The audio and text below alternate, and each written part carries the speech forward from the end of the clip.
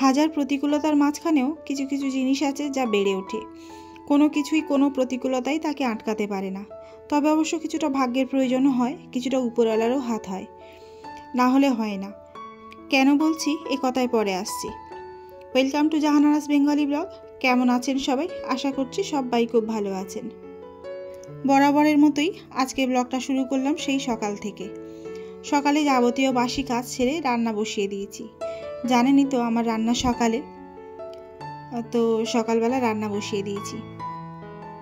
আর আজকে রান্না করব মাংস দিয়ে আর ওল দিয়ে। ওল দিয়ে মাংস রান্নাটা না ভীষণ ভালো লাগে। ওলের মধ্যে যখন মাংসের ফ্লেভারটা ঢোকে, সেই ওলটা খেতেই খুব ভালো লাগে। আলুর থেকেও ওলটা মানে খেতে খুব ভালো লাগে আর কি।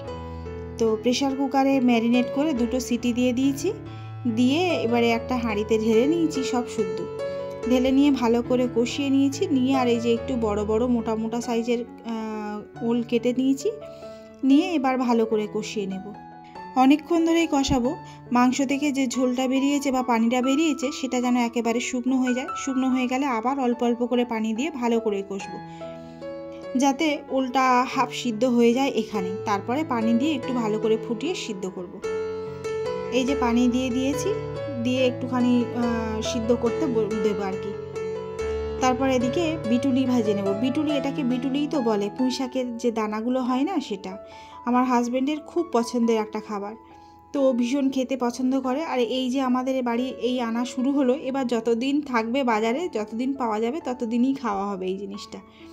আর এই যে মাংস রান্নার এই ফাইনাল লুক, তো ভীষণ ভালো খেতে হয় এটা। রান্না বান্না হয়ে গিয়েছে, আর হাজব্যান্ড খেয়ে ডিউটিতে চলে গিয়েছে, জিসাদও চলে গিয়েছে স্কুলে। আর আমি এদিকে ভাবলাম ফ্রিজটা অনেক দিন পরিষ্কার করা হয়নি, তো একটু ফ্রিজটা পরিষ্কার করে নিচ্ছি। তো ফ্রিজটা পরিষ্কার করতে করতে কয়েকটা কথা আপনাদের সঙ্গে শেয়ার করি। দেখুন, আমি আমার কথাই বলছি। আমি না প্রত্যেকের ভিডিও, যার যার ভিডিও আমি ক্লিক করি, প্রত্যেকের ভিডিও ফুল ওয়াচ করেই দেখি। ফুল ওয়াচ বলতে আমার যদি বসে দেখার সময় না হয়, দেখুন সংসারী মানুষ, প্রত্যেকেরই সংসারে কাজ আছে, তো যে যেমন সময় পায় সে তেমনভাবেই দেখে। তো আমি না সত্যি কথা বলতে বসে দেখার খুব একটা সময় পাই না। হ্যাঁ, বসে দেখি না তা নয়, কিছু কিছু মানুষের দেখবেন আমি বড় কমেন্ট করে আসি, যখন সময় হয় বড় কমেন্ট করি, যখন সময় পাই না ছোট কমেন্ট, যে ভালো, খুব ভালো লেগেছে, বা শুরু করলাম শেষ করলাম এই পর্যন্ত লিখে দিয়ে, বা এমনও লিখি যে আমি শুরুতে কমেন্ট করে দেখতে থাকলাম, এই বলে লিখে আমি অন করে রেখে দিই। তারপরে সেটা শেষ হয়ে গেলে আমি আর একটা ক্লিক করে ওইভাবেই আর কি দেখতে থাকি। তবে কিছু কিছু মানুষের না মানে বড় কমেন্ট না করলে তারা বিশ্বাস করতে চায় না। তাদেরকে বড় কমেন্ট করব বলে যে এই ভিডিওটা ঠিক আছে, আমি এটা পরে দেখব, বড় কমেন্ট করব, এই করে করে না তাদের ভিডিও দেখতে দেরি হয়ে যায় আমার। তো আমি এটাই বলতে চাইছি যে আমি ছোট কমেন্ট করি আর বড় কমেন্ট করি, এটুকুনি বিশ্বাস রাখবেন যে আমি ফুল ওয়াচ করি। কেননা আমার নেটের তো কোনো সমস্যা নেই, আমার বাড়িতে ওয়াইফাই আছে, মানে আমার নেটের কোনো সমস্যা নেই, আনলিমিটেড। তো ওই জন্য ফুল ওয়াচ করতে আমার কোনো অসুবিধা নেই। তবে হ্যাঁ, বড় কিছু লিখতে পারি না। তো যাই হোক, ভিডিও প্রসঙ্গে আসি। এই যে ঘরটরগুলো একটু ঝেড়ে নিচ্ছি, ঝেড়ে নিয়ে তারপরে গোসল করে তারপরে আবার ফিরে আসছি।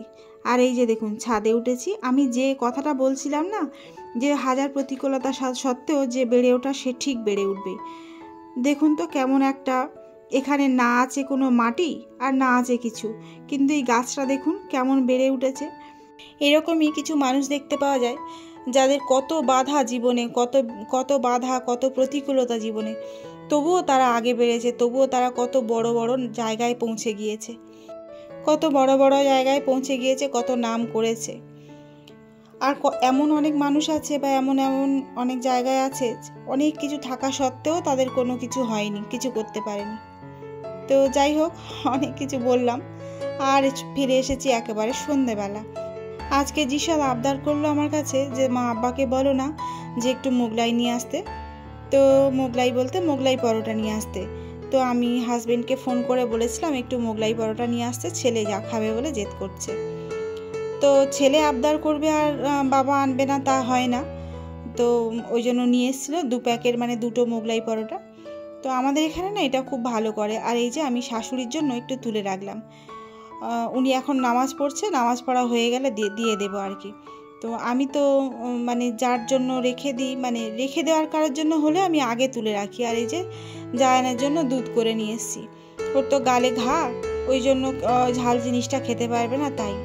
আর খাওয়া হয়ে গিয়েছে সবার, এই যে ওকে একটু ইনহেলার দিয়ে দিচ্ছি, ডক্টর ওকে ইনহেলার দিয়েছে তাই।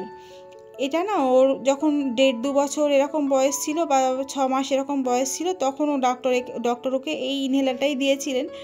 তো তখন এই ইনহেলার লাগানোর সময় এত কান্নাকাটি করতো যে কি বলবো।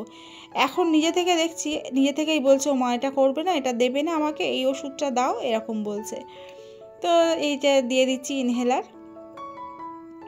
তো ওর এখন জ্বরটা অনেকটাই কমে গিয়েছে, শরীর খারাপটাও অনেকটা কমে গেছে, একটু ঝরঝরে আর কি শরীরটা।